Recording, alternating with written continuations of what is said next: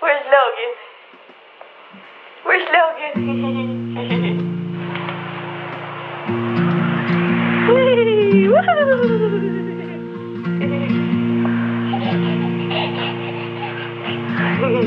You found your balloon, didn't you, buddy? Hey, what's up? That's me, Logan. What do you look like? I used to be a regular kid from Ohio. You know, I loved sports, I paid attention in school, and was always a bit awkward. But then when I was about 10 years old, I picked up a video camera and became Logan Paul. And your address? Butthead Street. Wow, you're a jerk. Don't call back again.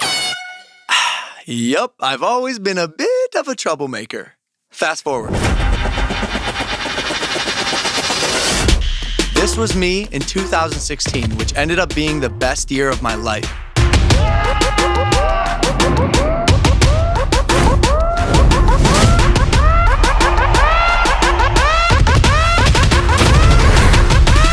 Then, this was me in 2017, which was an even better year of my life.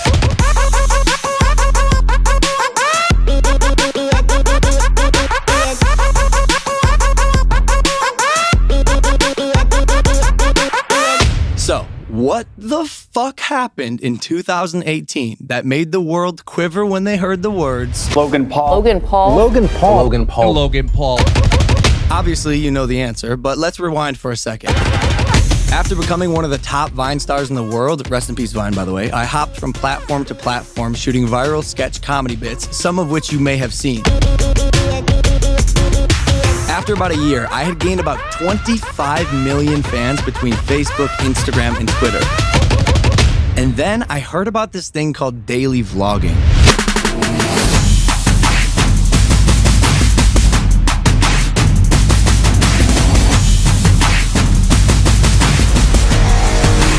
What is up, people of the internet? My name is Logan Paul and welcome to my vlog channel. That's right, I'm vlogging now. You get to see more of me.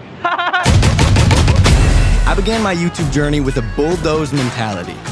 I was gonna work my ass off to overtake this platform with fresh, explosive, quick-paced, and outlandish content. I wanted to conquer and destroy, sometimes quite literally, everything in my path. The bigger, the faster, the louder, the better.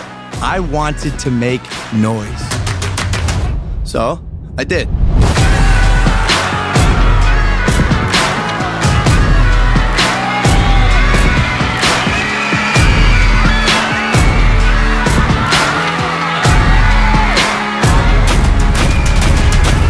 We became the fastest channel to hit 10 million subscribers in the history of YouTube. And I told myself that I was gonna blow any competition I had out of the water, which at one point became my own brother. And that got ugly. Outside, outside, looking at the stars, staring with my mouth wide. I ain't letting nobody stop me this time. Every single level that I reach, you knock down. They ask how you from.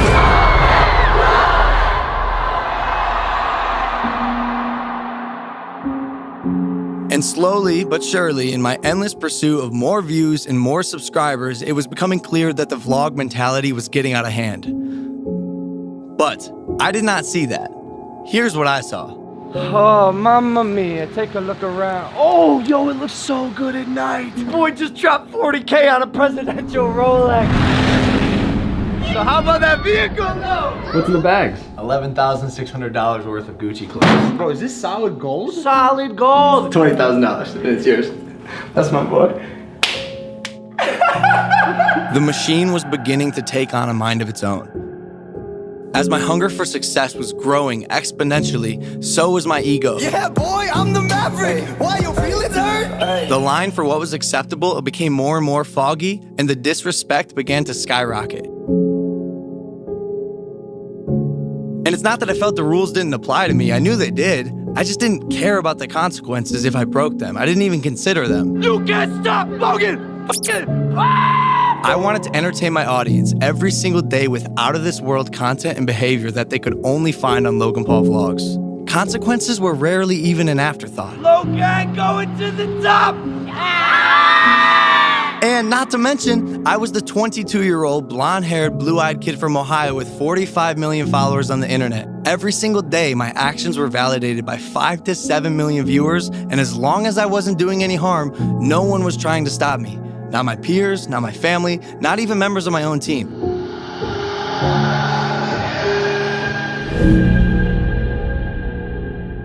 And then, in December of 2017, I went to Japan.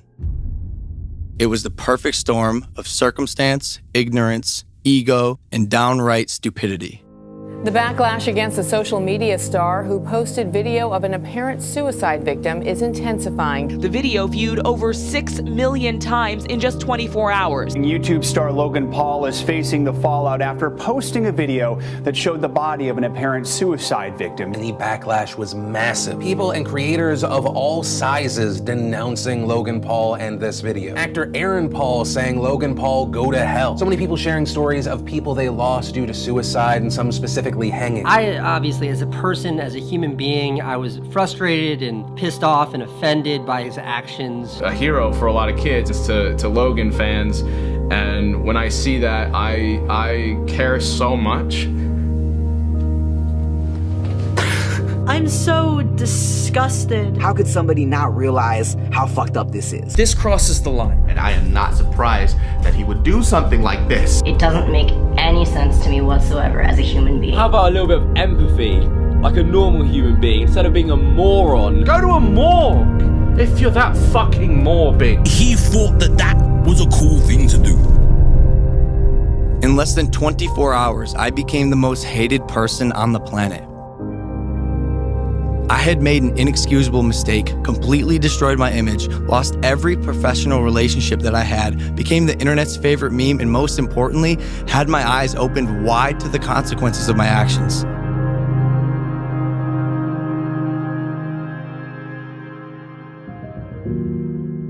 I felt every ounce of disappointment and hate directed at me. And while it was 100% my fault, it was critical that I felt all of it. Now, here's where I made a significant mistake. I went into panic mode. Being disliked was my biggest fear in the entire world. So, in a scramble to try and reverse the past, I asked myself, how do I fix this? When instead, the question I should have been asking was, how do I fix me? I took a month break from the internet and attempted to bounce back with an anti-suicide PSA and a donation, but I was still moving too fast. I didn't fully understand the significance of my actions or the depth of the pain they caused, and was literally becoming my own worst nightmare. Pretty much, I know for a fact everything I do from this point on will get criticism, it will get backlash. So internet, please, yo, use me, bro, crucify me, vilify me. Oh my God,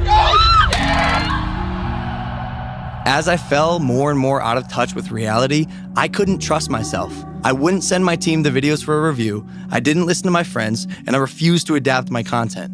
It was the highest degree of self-sabotage. But finally, after nearly running the rest of my life into the ground, I received a blessing in disguise. You said before this fight, you had something planned. Is there anything you want to say to someone out?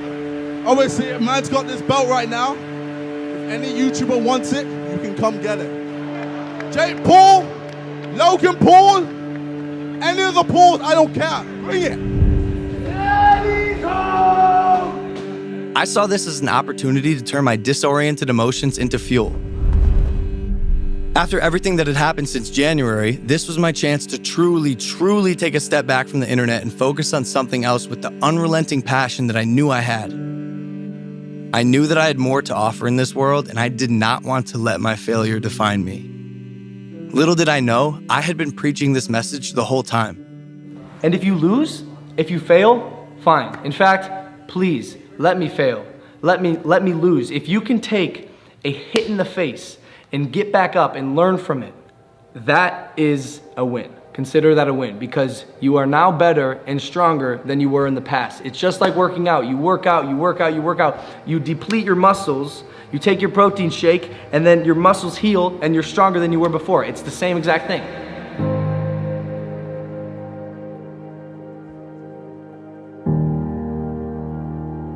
During the 6 months of 4 hours of daily training, I rekindled my relationship with my brother. I fell in love with a girl who absolutely changed my life, and I restructured my business and focused on my mental health and emotional growth.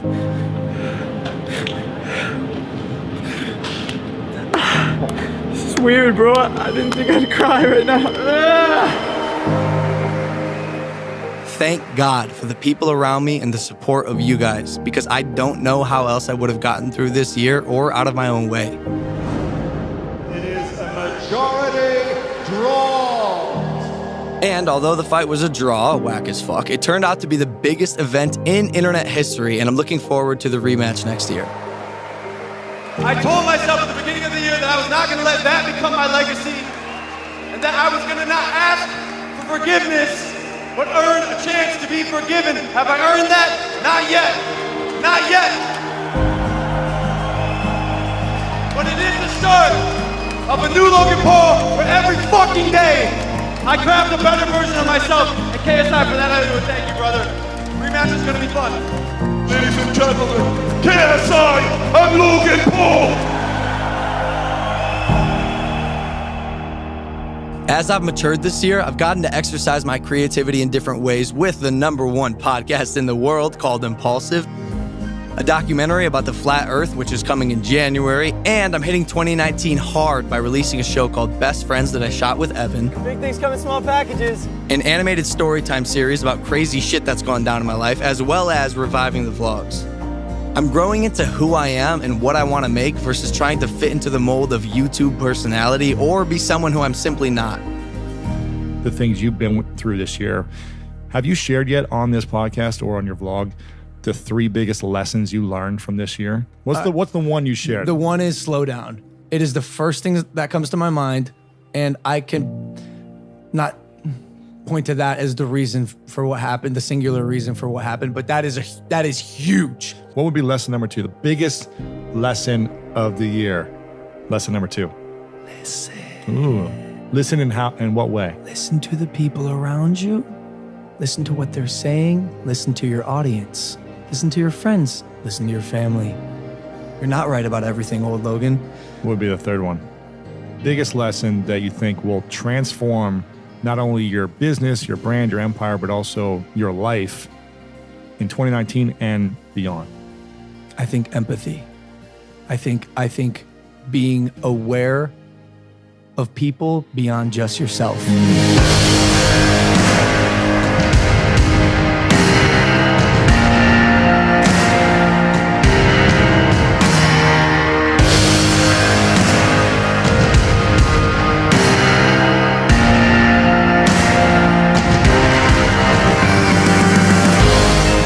Granted, I am still young and I still have a lot to learn, and by no means am I saying I've learned everything and I'll never make another mistake, because I'm far from perfect and I'm nowhere near the man I want to be. But the best thing I can do is keep striving to listen, learn, grow, feel, and adapt.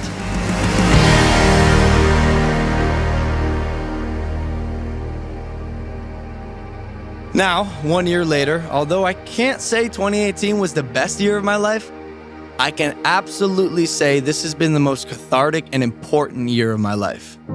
This year and how I move forward will forever define the type of man that I am and the mission I'm on.